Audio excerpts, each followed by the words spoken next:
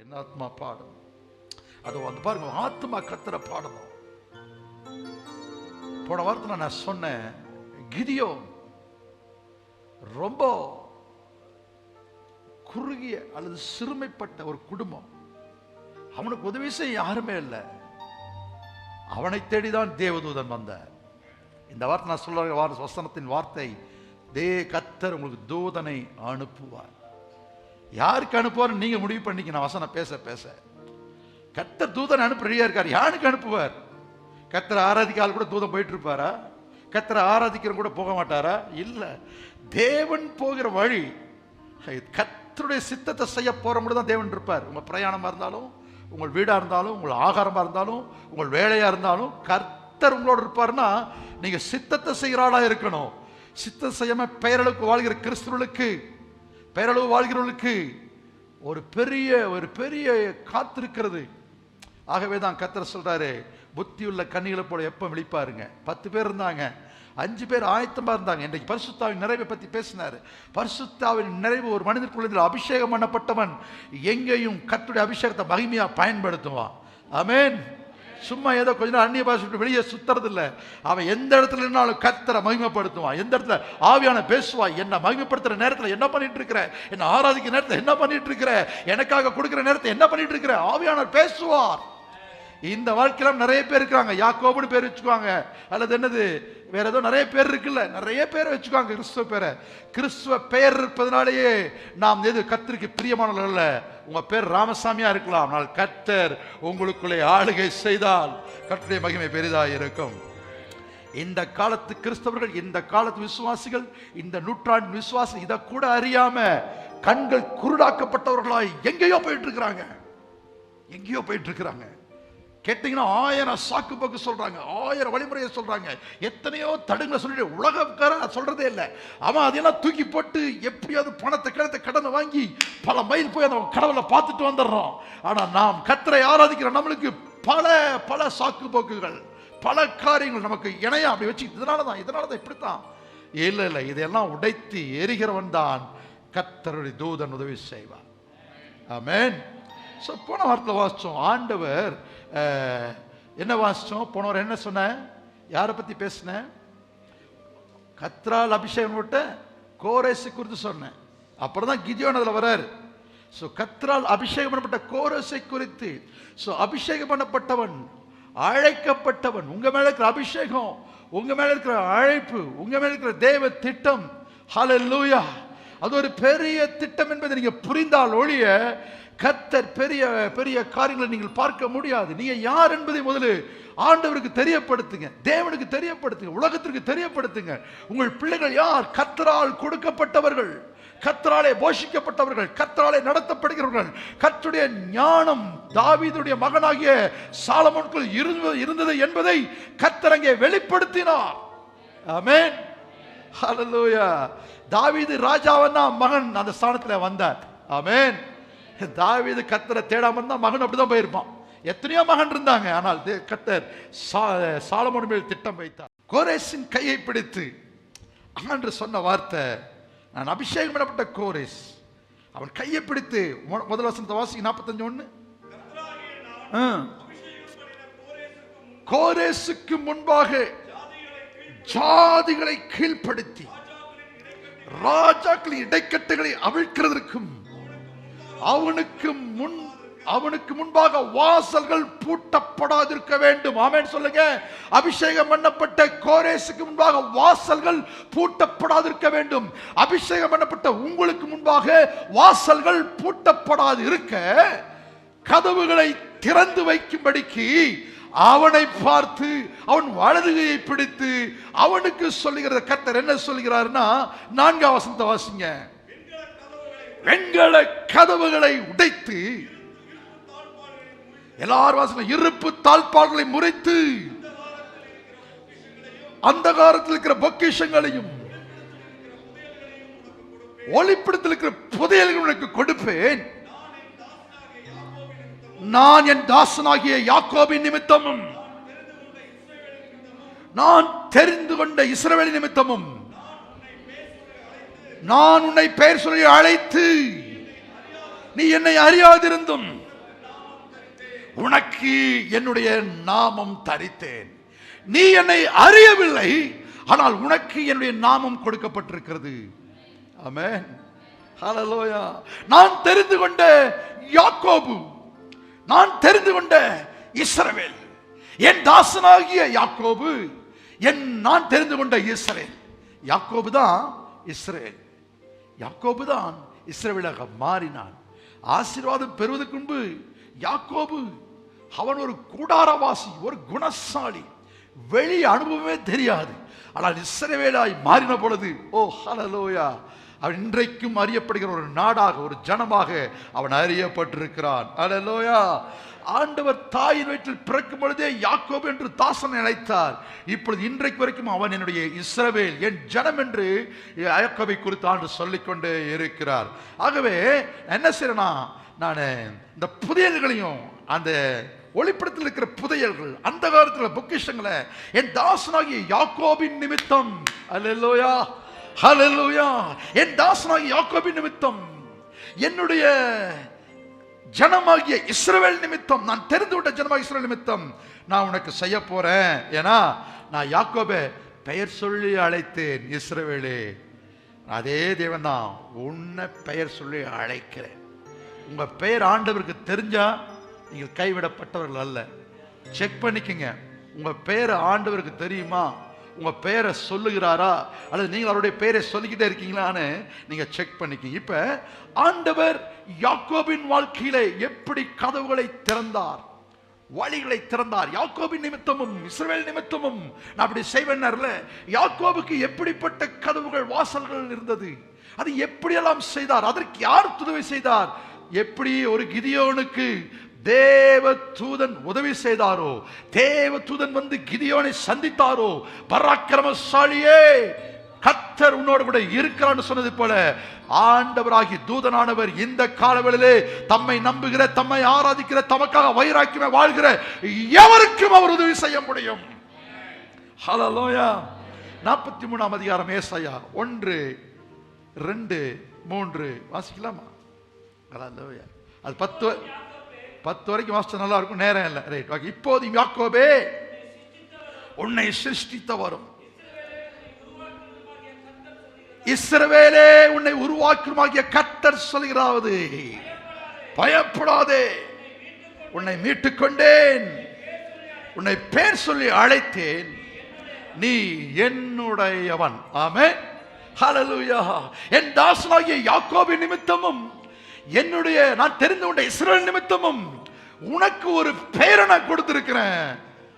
கோரேசே, அந்த யாக்கோபு, அவர் என்ன சொல்றார்னா, அந்த யாக்கோபை சிருஷ்டித்தவர், அந்த இஸ்ரவேலை உருவாக்கினார் கர்த்தர் சொல்லுகிறார், பயப்படாதே, உன்னை மீட்டுக் கொண்டேன், உன்னை பெயர் சொல்லி அழைத்தேன், நீ என்னுடையவன். ஆண்டவர் பெயர் சொல்லி அழைத்திருக்கிறார். நீ என்னுடையவன் என்று சொல்லி ஆண்டவர் ஒவ்வொரு குறித்து திட்டம் வைத்திருக்கிறார். நீங்க சொல்லுங்க, நீங்கள் யாருடையவர்கள் என்று நீங்களே சொல்லுங்களேன். நீங்கள் யாருடையவர்கள்? ஆமென். நீங்கள் யாருடையவர்கள்? நீங்கள் யாருக்கு சொந்தக்காரர்? நீங்க ஹல்லேலூயா. நான் தேவனுடையவன். ஆமென். சொல்லுங்களேன், நான் தேவனுடையவன். நான் உலகத்தின் சொந்தக்காரருக்குரியவன் அல்ல, பரலோக சொந்தக்காரருக்கு உரியவன். உலகத்தின் சொந்தங்கள் உங்களை திசை திருப்பி எங்கேயாவது கொண்டு போகும். பரலோக சொந்தமோ தேவனுக்கு நேராக கொண்டு செல்லுவார். உலகத்தின் தூதர்கள் நாசத்திற்கு, மோசத்திற்கு நேராக கொண்டு போவார்கள். பரலோகத்தின் தூதர்களோ தேவனுக்கு நேராக உங்களை கொண்டு போய் செல்வார்கள். ஆமென். 2ஆம் வசனம் சொல்கிறது, நீ தண்ணீர்களை கடக்கும் போது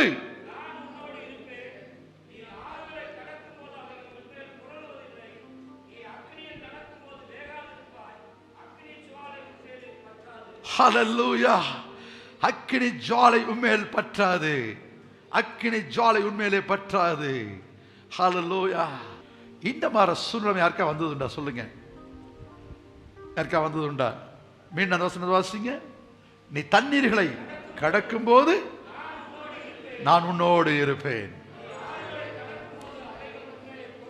நீ ஆறுகளை கடக்கும் பொழுது அவைகள் உன்மேல் புரளுவதில்லை. நீ அக்கினியில் நடக்கும் பொழுது வேகாதிருப்பாய். இதுதான் நடந்தது இஸ்ரவேல் ஜனங்களுக்கு. யாக்கோபுக்கு சொன்னார். அதற்கு பிறகு ஒரு கூட்ட ஜனம் உருவானது இஸ்ரவேலர்கள். அவர்கள் அந்த வாழ்க்கையில இப்படிப்பட்ட சூழ்நிலைகள் வரும் பொழுது நிச்சயமற்ற தன்மை, நிச்சயமற்ற வாழ்க்கை, மீட்கப்படுவோம், காப்பாற்றப்படுவோம். தண்ணீருக்குள்ள போயிட்டு இருக்கிறாங்க. தண்ணி வந்து பார்த்துட்டு இருப்பீங்க, கண்ணார பார்த்துருப்பீங்க, அப்படியே வாரிக்கொண்டு போச்சு. அநேகர பிளைட்ல டேக் ஆஃப் ஆனாங்க மும்பைல, 5 நிமிஷத்துல வாரிக்கொண்டு போச்சு அக்கினி. அந்த அக்கினியிலிருந்து, அந்த தண்ணீரிலிருந்து தப்பிக்க முடியாத சூழ்நிலை. தப்பிப்போமா, மீட்கப்படுவோமா? முடிவு கொடுமையான, கொடூரமான முடிவு. மும்பையில ஏற்பட்டது, அகமதாபாத்ல ஏற்பட்டது, எங்கெங்கெல்லாம் ஏற்பட்டது, எல்லா இடத்துலயும் ஏற்பட்டு இருக்கு. நான் இருக்கிறதுல ஏற்படாதா? கண்டிப்பா ஏற்படும். ஆனால் எனக்கு ஒரு நம்பிக்கை இருக்கிறது. என் நம்பிக்கை கர்த்தரை சார்ந்து இருக்கிறது. எனக்கு வருகிற ஆபத்தை என்னால் தடுக்க முடியாது, ஆனால் ஆபத்திலிருந்து என்னை ஒருவர் விடுவிக்க முடியும். ஆமென் சொல்லுங்களேன். எனக்கு வருகிற பிரச்சனையிலிருந்து என்னால் தப்பிக்க முடியாது, ஆனால் பிரச்சனை நடுவிலே எனக்கு உதவி செய்கிறவர் என்னோட கூட இருப்பதால் என்னை வாழ வைக்க முடியும். என்னை நோக்கி வருகிற மரணத்தை என்னால் தடுக்க முடியாது, ஆனால் மரணமே உன் கூரை என்று சொல்லி மரணத்தையும் பாதாளத்தையும் ஜெயித்தவர் எனக்குள்ளே இருக்கும் பொழுது என்னை மரண ஆக்கிலிருந்து என்னை விடுவிக்க முடியும். ஹல்லேலூயா, ஹல்லேலூயா, ஹல்லேலூயா. நம்முடைய ஆண்டவர் பாருங்க, சமுத்திரத்திலே தண்ணீரில் நடக்கும்போது பார்வோன் ராஜா, பார்வோனின் சேனைகள் சமுத்திரத்திலே ஆழத்திலே அவர்களை அமிழ்த்தி அழித்தார். அதே சமுத்திரத்திலே இஸ்ரவேல் ஜனங்கள் கால் நனையாமல் நடந்து வந்தார்கள். இதுதான் ஆண்டவர். அதே சமுத்திரம், அதே இடம். அல்லேலூயா. அக்கினி சூழ 7 மடங்கு நெருப்பு, 7 மடங்கு எரியுது. இந்த சிலையை வணங்க மாட்டோம் ராஜாவே. எங்கள் தேவனை ஆராதிக்க வல்லவர், எங்களை தப்புவிக்க வல்லவர். ஒருவேளை எங்களை தப்புவிக்காவிட்டாலும் நீர் நிறுத்தின சிலையை வணங்க மாட்டோம். கர்த்தரை ஆராதிக்கிற விட்டுட்டு வேற எதுக்கும் அடிபணிய மாட்டேன்னு எவன் தீர்மானம் எடுக்கிறானோ அவன் தான் கர்த்தருக்காக வாழ முடியும். இல்லாட்டி வருகிற கொட்டுற காலத்துல ஆண்டவர் மறுதலிச்சுவாங்க அப்படிப்பட்ட ஆளு. இப்ப நல்ல நமக்கு கிடைக்கப்பட்ட இந்த சமாதான காலத்திலேயே நம்ம என்ன ஆண்டரை தேடுறதுக்கு அப்படியே வருது. அந்த நெருக்கத்தில் நிச்சயமா தப்பிக்க முடியாது. ஏன்னா இந்த காலத்திலே நிக்க முடியல, வருகிற உபத்திரத்தில் எப்படி நிக்க முடியும்? அப்ப மறுதலிக்க நேரிடும். ஜாக்கிரதையா இருங்க, தெளிவா இருங்க. ஆனால் நேபுகாத் நேச்சார் 7 மடங்கு அவருடைய பலசாலிகள்லாம் அந்த சாத்ராக் மேஷக் ஆபேத்நேகோ தூக்கி போய் அக்னியில போடுறாங்க. அக்கினி தூக்கி கொண்டு போன அந்த பலசாலிகளை சுட்டெரிச்சதை விட சாத்ராக் மேஷாக்கு அதே அக்னியிலே உலாவி கொண்டிருந்தார்கள். இதுதான் தேவனாய் இருக்கிறார். இதுதான் இஸ்ரவேலின் சந்ததி. என் தாசனாய் யாக்கோபு நிமித்தமும் இஸ்ரவேல் நிமித்தமும் தண்ணீரில் நீ கடக்கும் பொழுது யாக்கோபே நீ நான் உன்னோடு கூட இருப்பேன். ஆண்டு சொன்னது நிறைவேறுகிறது. இந்த வாக்குத்தத்தம் எப்படி நிறைவேறும்? கர்த்தர் உங்களோடு கூட இருப்பார் என்றால் எப்பேற்பட்ட நெருக்கமான சூழ்நிலையிலும் உங்களுக்கு ஒரு மகிமையான சாட்சியாய் கர்த்தர் உங்களை வைப்பார். ஆறுகளை கடக்கும் பொழுது அவைகள் உண்மையில் புரளுவதில்லை. லாஸ்ட் ஆகஸ்ட் ஃபின்னியுடைய நிலைமை உங்களுக்கு தெரியும். கர்த்தர் கைவிடல, கர்த்தர் விலகல. மருத்துவ ரிப்போர்ட் எல்லாம் எங்களை ஆடி நிலைகுலைய பண்ணுச்சு. ஆனால் கர்த்தர் கைவிடல. இன்னைக்கும் கர்த்தர் உயிரோட உட்கார்ந்து வச்சு கொண்டிருக்கிறார். இதெல்லாம் நினைச்சா கர்த்தர் ஆராதிக்காம இருக்க முடியுமா பிரதர்? நீ அக்கினி நடக்கும் பொழுது அது மேல பற்றாது. என் வாழ்க்கை அக்கினியா தான் இருக்கு, என்னை சுற்றி அக்கினி எரிந்து கொண்டிருக்கிறது. தண்ணீரை கடந்த நான் உள்ள மூழ்கிற மாதிரி தான் மூழ்கிட்டேன். தண்ணிக்குள்ள மூழ்கி தடுமாறிட்டேன். அக்கினி பற்றாது, ஆறுகள் புரளாது. ஆண்டவர் என்னோடு அக்கினி பற்றாது.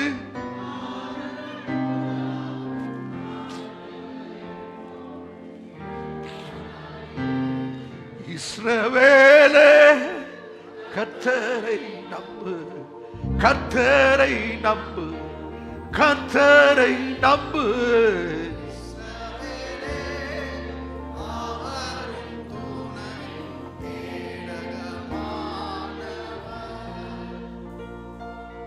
அவர் துணையும்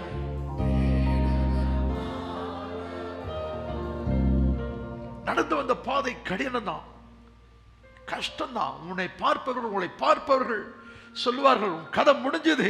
டாக்டர் சொல்லுவாங்க முடிஞ்சது உங்க லைஃப், நீங்க முடிஞ்சீங்க, அவ்வளவுதான், இது இப்படிதான் இருக்கும், அப்படிதான் இருக்கும், உங்களால மேல எழும்ப முடியாது, உங்களால் சம்பாதிக்க முடியாது, உங்களால் எதையும் செய்ய முடியாது, உலகம் சொல்லிக்கிட்டே இருக்கும், உன்னால வெளியே வர முடியாது.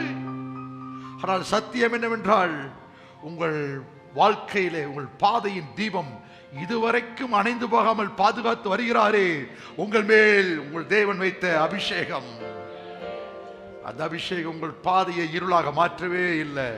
நீங்க நடந்த வழியெல்லாம் இருள் இருந்தது, வழி தெரியாமல் பாதை தெரியாமல் தடுமாறினீர்கள். ஆனால் உங்களுக்குள்ளே இருக்கிற பாதையின் வெளிச்சம் உங்களுக்கு வழிகாட்டி கொண்டே இருந்தது. உங்களுக்கு இருக்கிற வசனம், தேவனுடைய வார்த்தைகள், தேவனுடைய அபிஷேகம் உங்களை வெளிச்சத்தின் பாதையிலே நடத்தினார். ஏனென்றால் கர்த்தர் உங்களை பெயர் சொல்லி அழைத்திருக்கிறார். பெயர் சொல்லி அழைக்கப்பட்டவன், மீட்கப்பட்டவன். வாழ்க்கையிலே சூழ்நிலைகளே இது போல சூழ்நிலைகள் வரலாம். அங்கதான் கர்த்தர் அதில் நீங்கள் சிக்கி தவித்து அழிந்து போக அனுமதிக்க மாட்டார். இவைகள் சத்தியம். ஹல்லேலூயா. சங்கீதம் 138:7 சொல்லும் பொழுது தாவீது சொல்கிறார், நான் துன்பத்தின் நடுவில் நடந்தாலும் நீர் என்னை உயிர்ப்பிப்பீர், என் சத்துருக்களின் கோபத்துக்கு விரோதமாக உமது கையை நீட்டுவீர், உமது வலதுகரம் என்னை ரட்சிக்கும். துன்பத்தின் நடுவிலே நடந்தாலும் அபிஷேகம் பண்ணப்பட்டவன், தேவனால் பெயர் சொல்லி அழைக்கப்பட்டவன், தேவனால் மீட்கப்பட்டவன், அவனை கர்த்தர் உயிர்ப்பிப்பார், உயிர்ப்பிப்பார், உயிர்ப்பிப்பார், ஓ உயிர்ப்பிப்பார்.